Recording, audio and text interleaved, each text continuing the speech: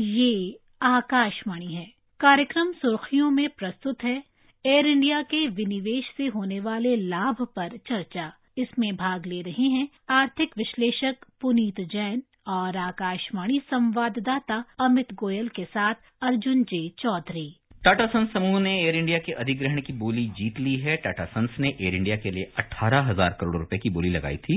निवेश और लोक परिसंपत्ति प्रबंधन विभाग दीपम सचिव तुहिन कांडा पांडे ने आज नई दिल्ली में संवाददाता सम्मेलन में बताया कि इस बोली के तहत 15,300 करोड़ रुपए कर्ज चुकाने के रूप में और 2,700 करोड़ रुपए नकद प्रदान किए जाएंगे। उन्होंने यह भी बताया कि इस बोली के तहत एयर इंडिया और इसकी सहयोगी इकाई एयर इंडिया एक्सप्रेस की 100% हिस्सेदारी के अलावा एयर इंडिया की ग्राउंड हैंडलिंग सेवाएं देने वाली company air India sets airport services private limited में 50% हिस्सेदारी भी मिलेगी। श्री पांडे ने बताया कि गृह मंत्री अमित शाह, वित्त मंत्री निर्मला सीतारमण, वाणिज्य मंत्री पीयूष गोयल और नागरिक उड्डयन मंत्री ज्योतिरादित्य सिंधिया की अंतर मंत्रीय समूह की 4 अक्टूबर को ही बैठक में इस सौदे को मंजूरी दी गई। दीपम सचिव ने यह भी जानकारी दी कि केंद्रीय वित्त मंत्री ने अपने बजट भाषण में एयर इंडिया के विनिवेश को वित्त वर्ष 2022 तक पूरा करने का लक्ष्य रखा था। उन्होंने कहा कि इस बारे में सभी प्रक्रियाओं का पूरी पारदर्शिता के साथ पालन किया गया है। नागरिक उड्डयन सचिव राजीव बंसल ने एयर इंडिया के कर्मचारियों के बारे में बताया कि टाटा सन्स 1 वर्ष तक सभी कर्मचारियों को यथावत बनाए रखेगा, जबकि दूसरे वर्ष में स्वैच्छिक सेवानिवृत्ति जैसी योजनाओं का विकल्प दे सकता है। एयर इंडिया का राष्ट्रीयकरण होने से पहले इसका परिचालन टाटा समूह के पास ही था। 1932 में प्रसिद्ध उद्योगपति जहांगीर रतनजी दादाभाई टाटा ने एयर इंडिया की स्थापना की थी। 1938 में एयर इंडिया ने यात्री सेवाओं का विस्तार करके अंतर्राष्ट्रीय परिचालन शुरू किया। 1953 में सरकार ने टाटा सन्स से एयर इंडिया का अधिग्रहण किया था और बाद में लगातार बढ़ते घाटे के कारण सरकार ने इसके विनिवेश की योजना बनाई। पुनीत, शायद विनिवेश के क्षेत्र में सरकार ने जो लक्ष्य रखा था, भारी भरकम लक्ष्य था, इसको एक काफी बड़ा और महत्वपूर्ण कदम कहा जा सकता है। किस तरह से आंकते हैं सरकार के इस कदम को जो ये सौदे को मंजूरी दी गई? अमित, देखिए, एयर इंडिया का प्राइवेटाइजेशन एक बहुत बड़ा, मैं कहूंगा, एक माइलस्टोन है भारत की प्राइवेटाइजेशन ड्राइव में कई लेवल्स पर। यदि कंपनी के स्तर पर देखें तो मैं ये कहूंगा कि भारत सरकार को न सिर्फ ये जो 18,000 करोड़ की बोली जो लगाई है, एक तो ये आंकड़ा है, दूसरा आंकड़ा ये है कि करीब करीब 7,000 करोड़ रुपए सालाना नुकसान होता था भारत सरकार को, जिसकी भरपाई सरकार को करनी पड़ती थी। तो सरकार के ऊपर एक ये बोझ जो 7,000 करोड़ साल का है वो खत्म होगा, तो गवर्नमेंट के फाइनेंसेस बेटर होंगे। और ये बहुत एक कॉम्प्लिकेटेड प्रोसेस था, ये आसान नहीं था, क्योंकि इसके अंदर कई सारे मुद्दे जुड़े हुए थे। कई वर्षों से ये मुहिम चल रही थी, तो सरकार ने वो सारे जो मुश्किल कदम थे वो पूरे करे और उसको डिसइन्वेस्ट किया। ये एक बहुत बड़ी बात है, सरकार की एक बहुत ही मजबूत इरादों को ये दर्शाता है। दूसरा मैं ये कहूंगा कि फॉर प्राइवेटाइजेशन इटसेल्फ, जो एक प्राइवेटाइजेशन गवर्नमेंट का एक एजेंडा है, वो 20 वर्ष के बाद एक पहली बार हम दोबारा से देख रहे हैं। पिछली बार जो प्राइवेटाइजेशन हुआ था वो अटल बिहारी वाजपेयी की सरकार में हुआ था कुछ कंपनियों का, और उसके बाद करीब करीब 20 वर्ष के बाद ये प्राइवेटाइजेशन अब एक और प्राइवेट कंपनी का हुआ है, और मुझे लगता है कि पब्लिक कंपनी का हुआ है। और अब यहाँ से सरकार की जो प्राइवेटाइजेशन की जो एजेंडा है वो मेरे ख्याल से काफी मजबूत आगे चलेगा, तो इसलिए भी ये काफी बड़ा कदम है। और एयर इंडिया पूरे एविएशन सेक्टर के लिए बहुत बड़ी कंपनी भी है, इसका बहुत असर है भारत के एविएशन सेक्टर के ऊपर। सबसे बड़ी कंपनी एक प्रकार से स्लॉट्स के, इसमें कह सकते हैं आप, हजारों स्लॉट्स हैं एयर इंडिया के पास अंतर्राष्ट्रीय रूट्स के लिए, डोमेस्टिक रूट्स के लिए। तो मुझे लगता है कि एक बहुत बड़ा कदम है। इसको सिर्फ पैसों के उसमें आंकना शायद ठीक नहीं होगा, मुझे लगता है कि पूरा इम्पैक्ट है इकोनॉमी के ऊपर, एक डायरेक्शन के ऊपर गवर्नमेंट पॉलिसी की, उसके हमको नजर से देखना होगा। और I think it's a great and important step which has been taken. Puneet, आपने 2 चीजों को कहा कि खासतौर पे जो सरकार की जो एक नीतिगत योजना थी उसकी तरफ शायद एक काफी बड़ा और मजबूत कदम, कम से कम शुरुआत तो हुई, क्योंकि बहुत दिन से हम इस चीज की बात कर रहे थे। अब मैं दूसरे मुद्दे पे ये भी आता हूं कि सरकार को ठीक है माना कि 18,000 करोड़ रुपए मिले, लेकिन कहीं ना कहीं 7,000 करोड़ रुपए का जो एक निरंतर घाटा था सरकार ने उस पे भी लगाम लगा ली, वो खर्चा भी बचाया है। तो कहीं ना कहीं सरकार के लिए ये जो 7,000 करोड़ रुपए हर साल एक देनदारी बनती थी, उस पे भी वो भी बचत होगी ही होगी निश्चित तौर पे।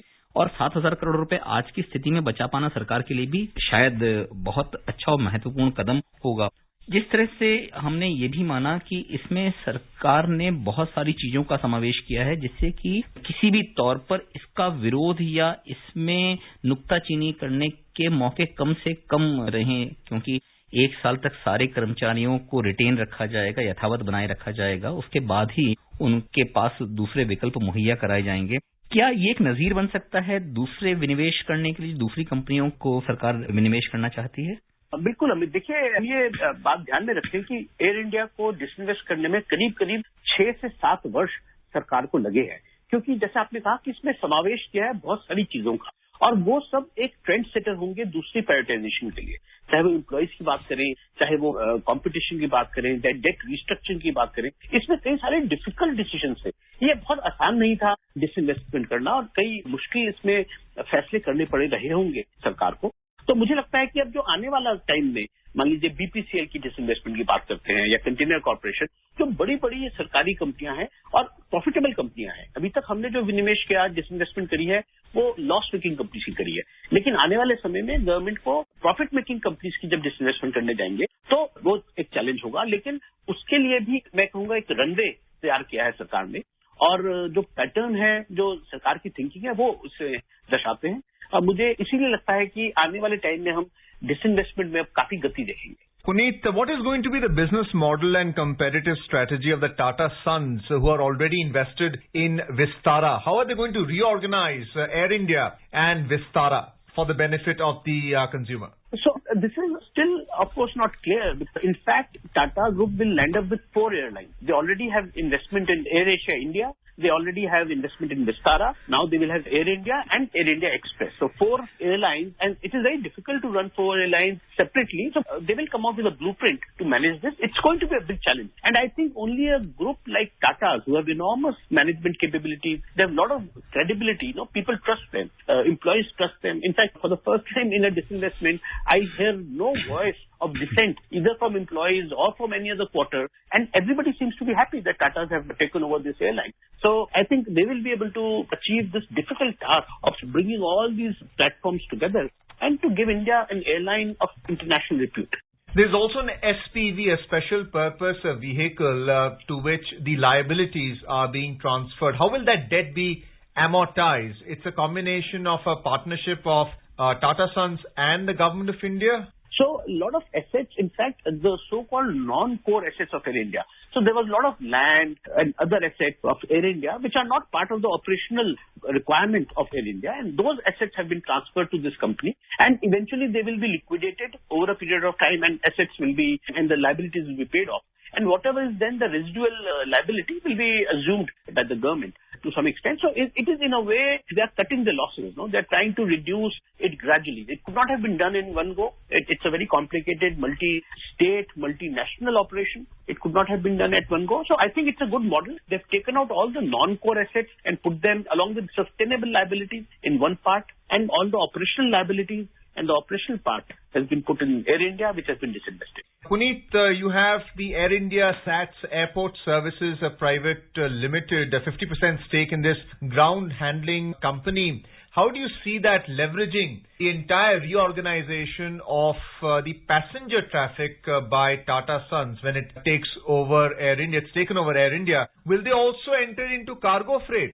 So, Arjun, in fact, there are many parts of this business which are still profitable. In fact, when we talked about overall losses, there's a stem for certain operations. But there are parts of the business which are profitable, and I'm sure Tata's will have a game plan of how to leverage on that. So, and ground handling unit is one of those. Though I'm not an expert on aviation, but I can see that Tata's has substantial experience in running airlines. So, AirAsia Express or Vistara, they have been running these companies. So, they are not new to this game. They know this very well.